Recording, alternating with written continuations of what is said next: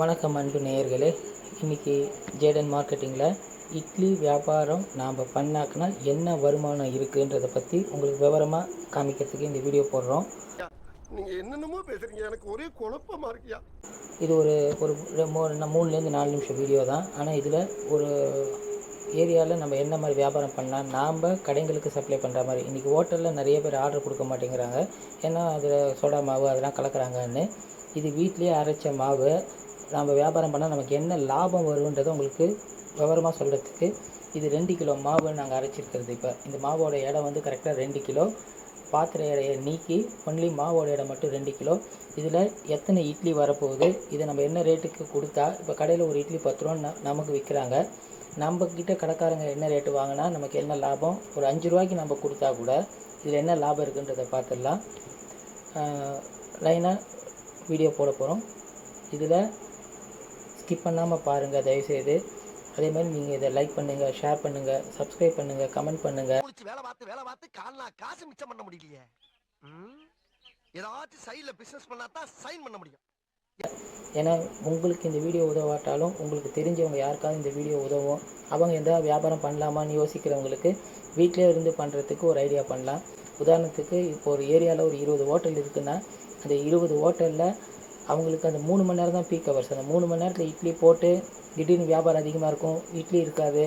அதனால் அந்த 3 மணி நேரத்துக்குள்ளே இட்லியை வெளியில் வாங்கிக்கலாம் அப்படின்வாங்க. அந்த ஏரியா பூரா நீங்கள் சொல்லி வச்சிட்டிங்கன்னா உங்கள்கிட்ட ஃபோன் பண்ணி எனக்கு காத்தலான டெய்லி ஒரு 50 இட்லி, ஒரு கடைக்கு மினிமம் 50 100 150 இட்லின்னு ஓடிட்டுருக்கோம்.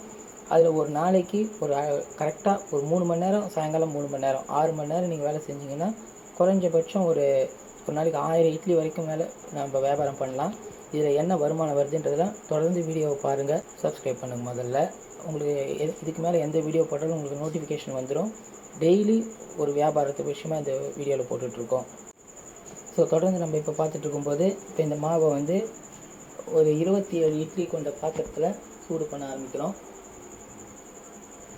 தண்ணி நல்லா கொதிச்சிருச்சு. இப்போ மாவுக்கு எண்ணெய் தடவிருக்கோம் நாங்கள்.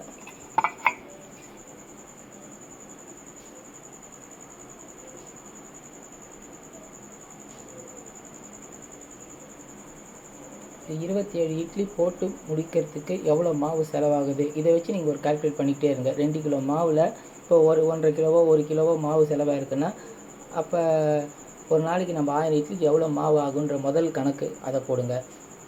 இந்த மாவில் நமக்கு ஆகக்கூடிய செலவு என்னன்றதையும் ஒன்றுன்னா நான் சொல்லிட்டு வரேன்.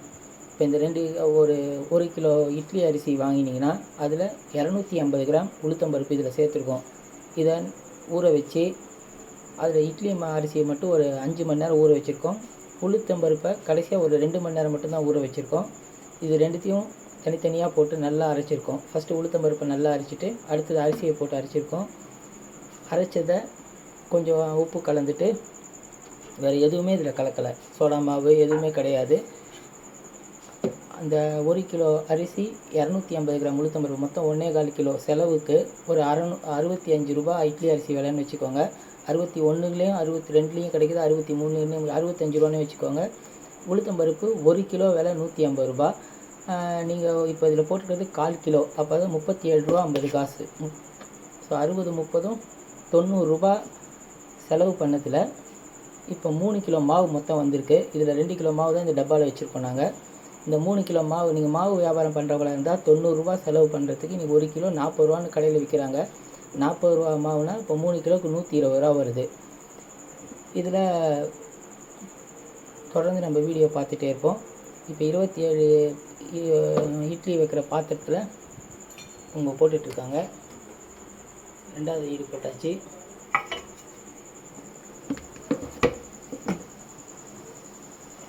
இதுக்கு இந்த மொத்தம் இதுக்கான செலவு திருப்பி சொல்கிறேன்.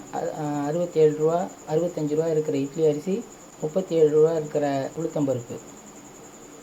இந்த கேஸ் செலவு மற்ற செலவு எல்லாத்தையும் சேர்த்து உங்களுக்கு அது ஒரு 50 ரூபானே சேர்த்துக்கோங்க. மொத்தம் ஒரு 150 ரூபா நீங்கள் செலவு பண்ணுறதுக்கு எவ்வளவு இட்லியாக வருதுன்றதை அடுத்த கணக்கு போடுவோம்.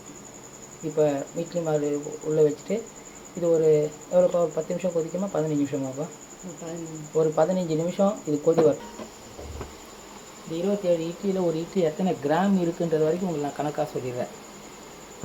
இப்போ 15 நிமிஷம் ஆயிடுச்சு. இப்போ நல்லா வெந்துருச்சு. ஒரு 12 நிமிஷத்துலேயே நல்லா வெந்துருச்சு இப்போ இட்லி.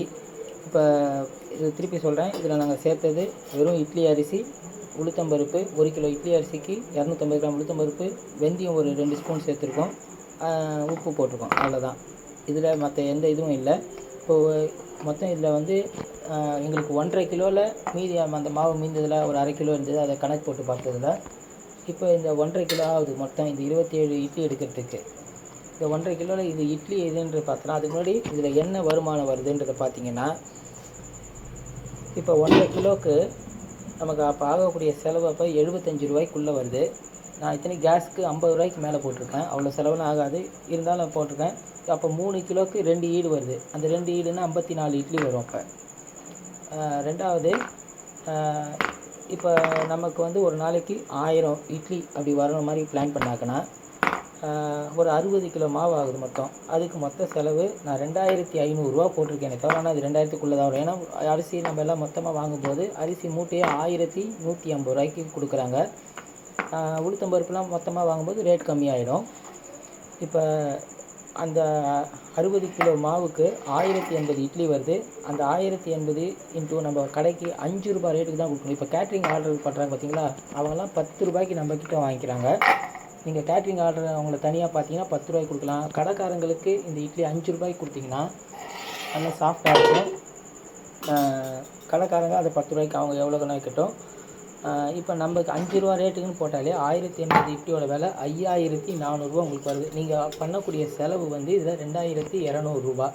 அப்போ 5400னா நல்லா கணக்கு போடுங்க. ஒரு நாளைக்கு 3200 ரூபா.